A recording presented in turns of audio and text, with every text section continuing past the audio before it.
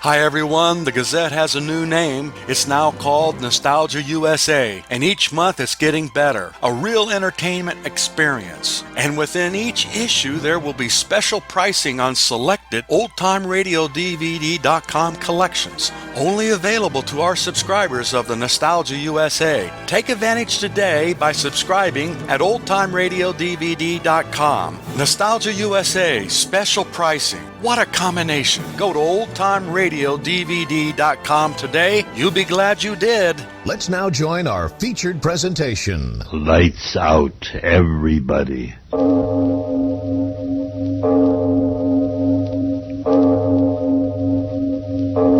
It is later than you think.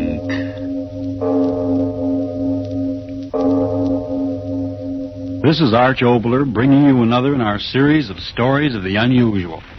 And once again we caution you, these lights-out stories are definitely not for the timid soul. So we tell you calmly and very sincerely, if you frighten easily, turn off your radio now.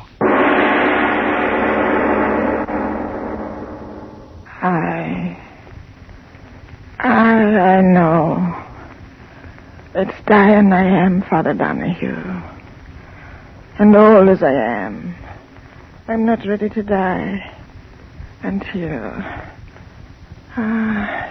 come closer, Father, and hear my miserable confession. You know me as a good woman of the village. Yet I've heard what you say. There's no finer old woman in all the islands than the widow Nell. But that's not so, Father Donahue. And if I'm to meet all my old friends in the island of paradise, then hear me out and pray for me. You know my sons, Thomas and Paddy, born on the same cold winter's night they were. And the firstborn, Thomas, was as good as an angel in paradise. But the second, the one I named Paddy, was evil from the moment he took his first breath of God's good air.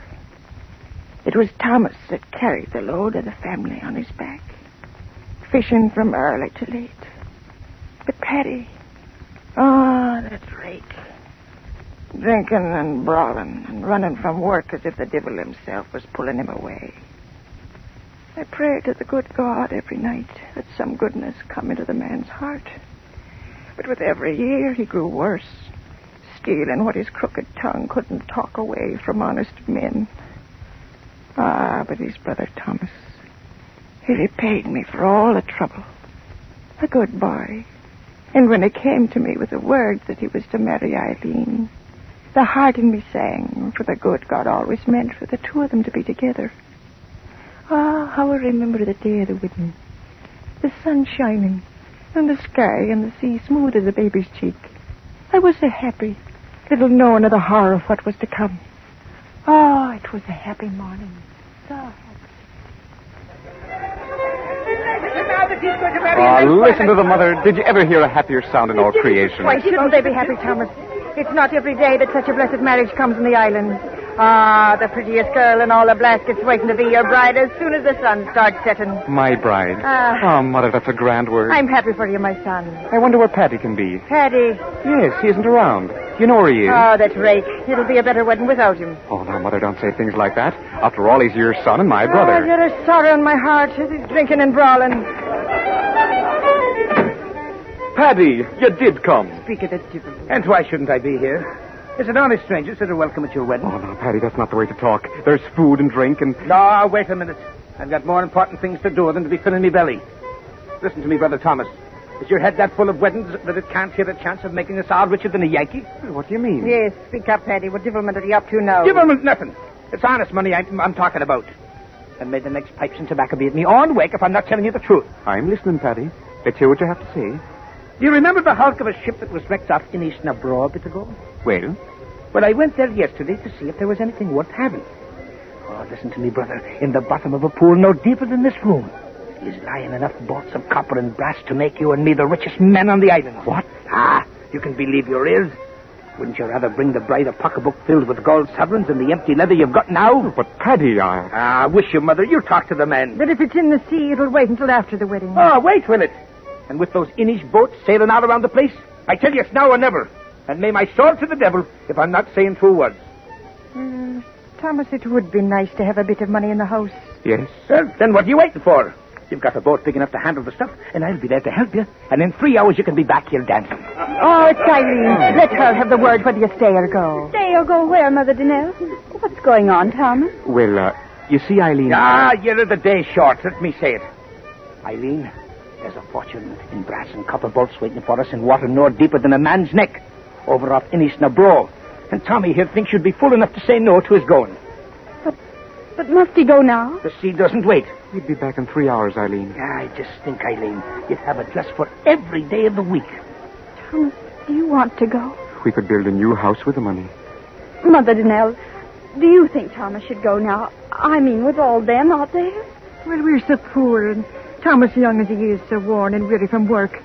Maybe this is God's blessing, a gift from heaven for putting our faith in him who watches over all of us. God's blessing is right. £100.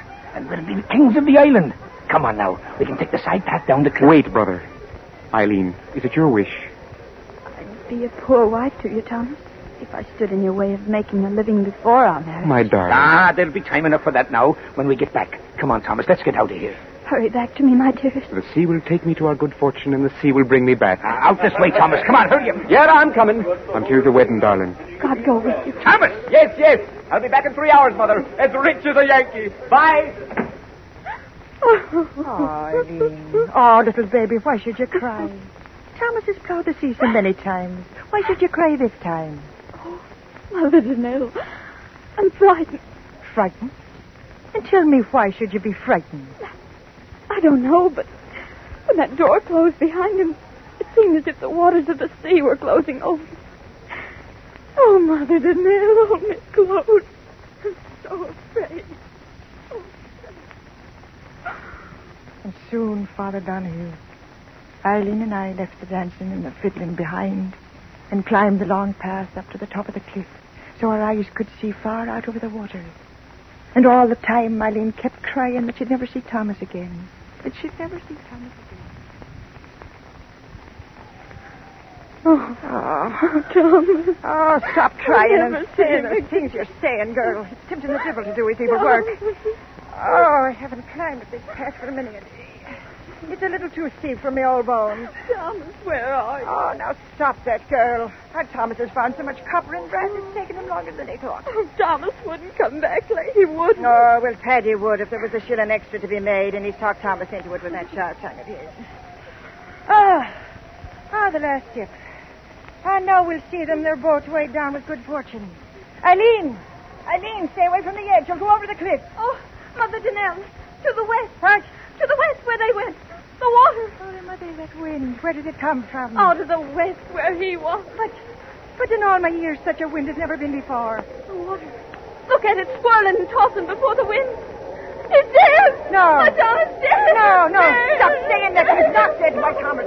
Eileen, come back here. Come back to me. Oh, that was a time, Father Donahue. The wind grew wilder and wilder. In a minute, the sea was pounding at the base of the cliff. And the girl shrieking she wanted to die with Thomas.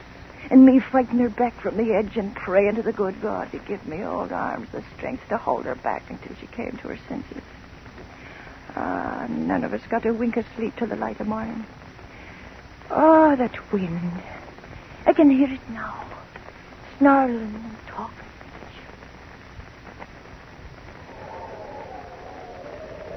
Widow Danelle. What? A boat. Your son's to the west. Why, my son? Aye, come on. Dead? No, the boat's coming and there's living hands on the oars. Come Oh, on. to the Scotterman, he's a thank you to their mercy. Mother Danelle, I heard someone say. Oh, Mother Danelle. Eileen. On your knees. Eileen, the merciful God has brought them back. Come Oh. on, quick. They're trying to get into land. Hurry now. Oh, Mother Danelle, quickly. No, wait, child, your shawl. Your shawl there. Now give me your arm. Oh, my old Hurry, leg trembles so I hurry. can hardly walk. Yes, lean on me. Oh, Hurry. Mother yes. Danelle. Yes, I'm moving fast as I can. It's hard. It's hard to get against this wind. It went. Let him live. You bless it for the life of one, and I bless it for the lives of two. Good neighbors, let us through. My son. That's the Widow Donnell now. Let us through. Stand aside for the Widow Donnell now. Come on. Oh, I can see nothing. The waves in the dark. Anita, you see? Oh, yes, Mother Donnell. I see them. Where? Point it out to me, girl. Where? Oh, over there. Follow my finger. Oh, Mary, they're coming back. Yes, I see the boat. Oh, blessed boat. I see it. Praise God, I see it. One. There's only one in the boat. No, what are you saying? Thomas, Teddy, Mother Kate, come back. The waves. The girl's right. There's only one in the boat. Wait! The boat in! Thomas. Oh, no. No, Eddie, wait for me. My son, take me to him. Oh, yes, forgive me. Come, I'll help you. Ah, good girl, Annie, good girl. Oh, which one? Thomas, I know it. Thomas, I know it. Yes, Thomas, the good Thomas, he lives. Stand aside, everybody. Let the Widow Donnell and the girl through now. Let them through. Let Some me other. through. I know what it's My son, which one? Well, I'm back, Mother. Are you pleased to see me? Paddy. Oh, Please, stand back now. you, Paddy. Yes, me. Ain't I got a right to live? Tell me quick, where is my son? Where's Thomas? Tell me, Paddy, where is my Thomas? Where do you think he is, old woman? Dead at the bottom of the sea.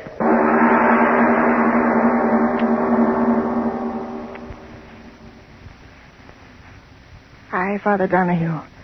That was what he told me. My good Thomas was dead at the bottom of the sea. Dead. The good Thomas dead, and Paddy the evil one, alive. Oh, it wasn't right, Father. And in the days and nights that followed, I cried to God, why did you do it? Why? Why did the sea take my dear Thomas from the boat and leave Paddy? Was there no reward on earth for goodness and sweetness of soul? And in the seventh night of my sorrow, there came an answer. I was lying on my bed. Outside, the sea was singing and whispering. My window was open, and I could hear the sea talking as I lay there crying. Crying from a lost son. I did.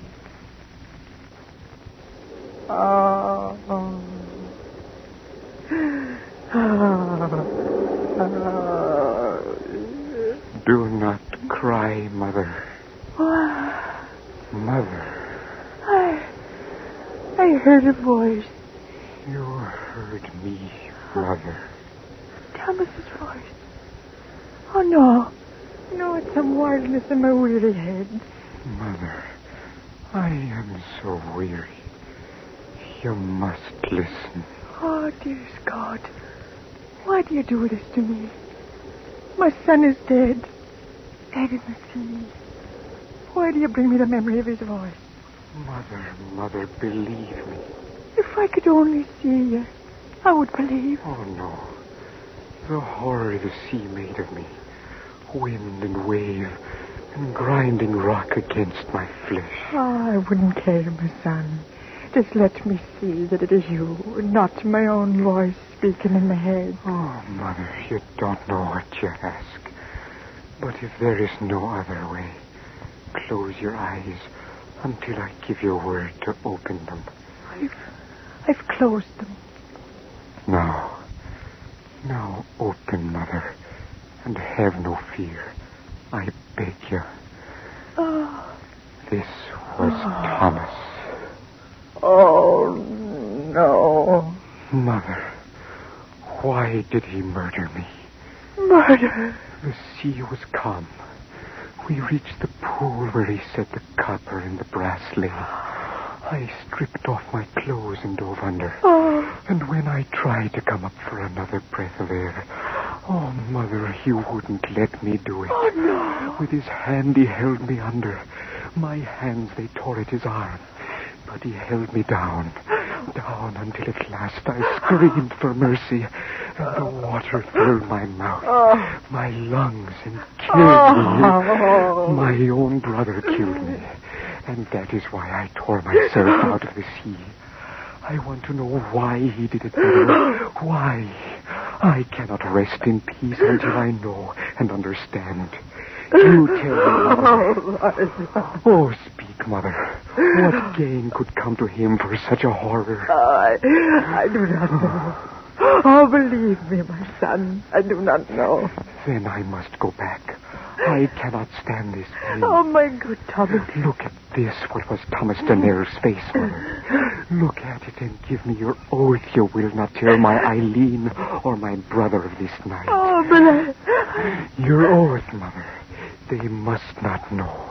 You hear me? They must not know. I swear, Thomas. Oh, merciful one, this pain. I go, Mother. Where? Back to the sea. Oh, and will we ever meet again, my son? Yes. The day I find out why he made me drown, I will return, Mother. I will return. Thomas, my son, come back. Oh, my son. My son. But he was gone, Father Donahue. Gone back to his nameless grave in the sea. Then it happened. Paddy talked his way into the good graces of the girl. Simple little Eileen. What did she know of the evil of men? That devil Paddy and my good Thomas's Eileen. It took the life out of me and made me long for the quiet of my grave. And then came the day of the wedding. Again the fiddler was playing. Again the good people of the islands were happy. I alone was sad, weeping the twilight.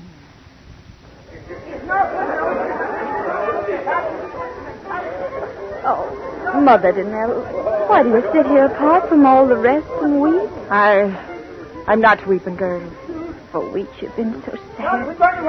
Can't you find a little joy in your heart for this day of my marriage to your own son?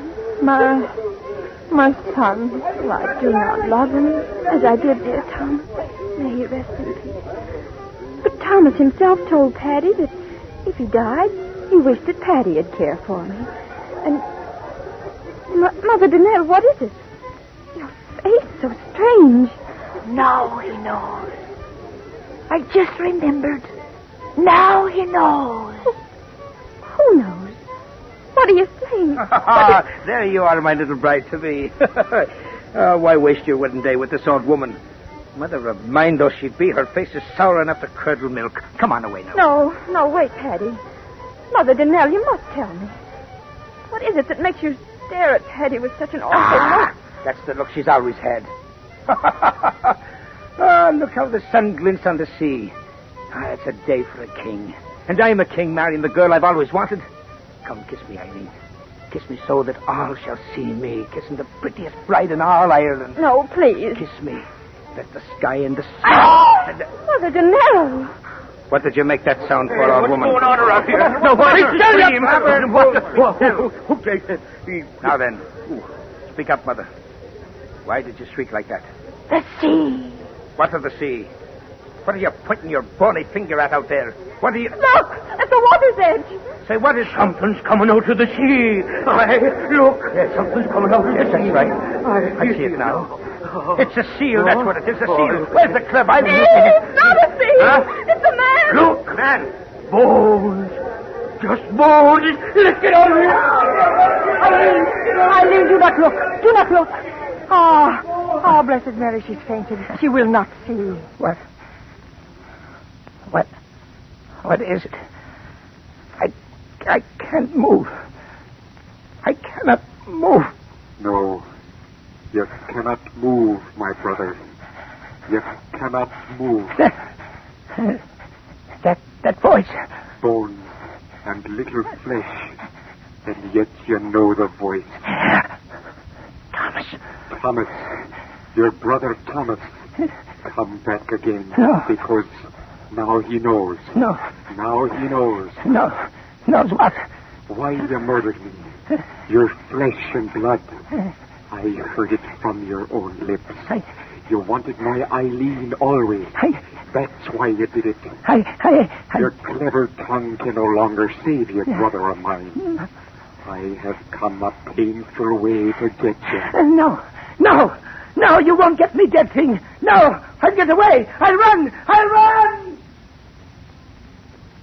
And so he ran, Father Donahue. He turned and ran up the path that led to the top of the cliff, And behind him, slowly sobbing with the pain that tore at his dead bones, climbed my dead Thomas after him. And after Thomas, dragging my old bones, I went. Oh, for they were my sons, and I had to see that right was done. Up until at last Paddy stood on the very edge, the sea 500 feet below, shrieking and yelling and wailing. He stood there shrieking at that horrible thing that once was his brother. No, thing, stay back. You bones of filth, stay back. I come for you, my brother. No. I come for you. No. He fell. Mother, see, he didn't get me. Those rotten bones gave way beneath him. He didn't get me, Mother. Mother, what are you going to do? Mother!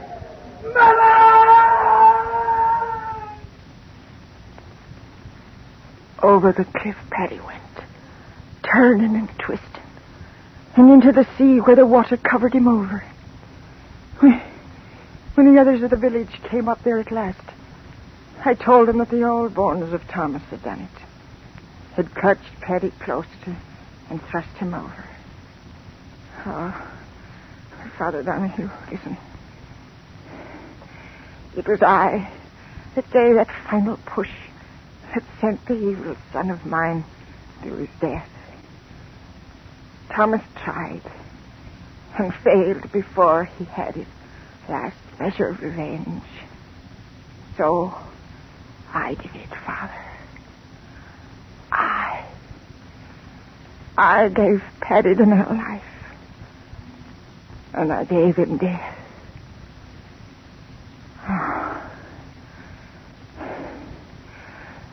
Is there any forgiveness